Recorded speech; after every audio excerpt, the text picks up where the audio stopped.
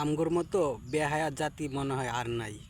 আমরা যখন বাংলাদেশ খেলা হারে তারপরে বলি আর জীবনে খেলা দেখব না, কান ধরি, নিজের শরীরে জার্সি ছিঁড়ে ফেলি, তারপরেও আমরা আসক্ত হয়ে গিয়েছি তোমাদের প্রতি। আর তোমরা আমাদেরকে একের পর এক প্রত্যেকটা সময় কিন্তু এই ধরনের পরাজয় দিয়ে দাও। আমরা সত্যি গর্বিত তোমাদের এমন ভালোবাসা পেয়ে।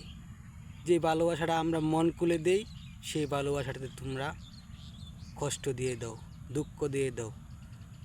সমগ্র জাতি তোমাদের কাছে কৃতজ্ঞ তোমাদের এই ক্রিকেট খেলা দেখে, কারণ তারা তোমাদের ক্রিকেট খেলা দেখে চোখ থেকে পানি ফেলাই।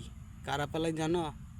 ইয়াং জেনারেশন, যারা তোমাদেরকে দেখে আইডল মনে করে, তোমাদেরকে দেখে শিখে, তোমাদেরকে দেখে মনে করে যে এক সময় দেশকে রিপ্রেজেন্ট করবে, দেশকে প্রতিনিধিত্ব করবে। সেই মানুষদেরকে তোমরা চোখ থেকে পানি জড়াও। আর কত আঘাত দিবা, আর কত কষ্ট দিবা, আর কত দুঃখ দিবা। যে ছেলেটা সারা রাত জেগে লেখাপড়া বাদ দিয়ে ক্রিকেটের প্রতি আসক্ত হয়ে ক্রিকেট দেখে, তোমরা নিজেদের শক্তি সামর্থ্য সব কিছু দিয়ে চেষ্টা একবার মনে হয় করো না।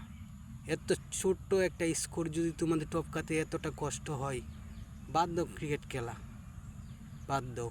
আর কত, অনেক তো খেলছো, এবার ক্রিকেটটা অন্তত বাদ দিয়া দেশের ক্রিকেট ভক্তদেরকে একটু শান্তিতে থাকতে দাও। কয়দিন আগে বইলে গেছিল না বাংলাদেশ ক্রিকেট দল, ক্রিকেট প্রেমীরা বইলা ফুটবলে গেছিল। হামজা চৌধুরীর আগমনে বাংলাদেশ নতুন একটা আভাস পাইছিল। ওই জায়গা থেকে আবারও ফিরে আইছে ওই ক্রিকেটের প্রতি আসক্ত মানুষগুলা। তাদেরকে তোমরা এত বড় ধোঁকা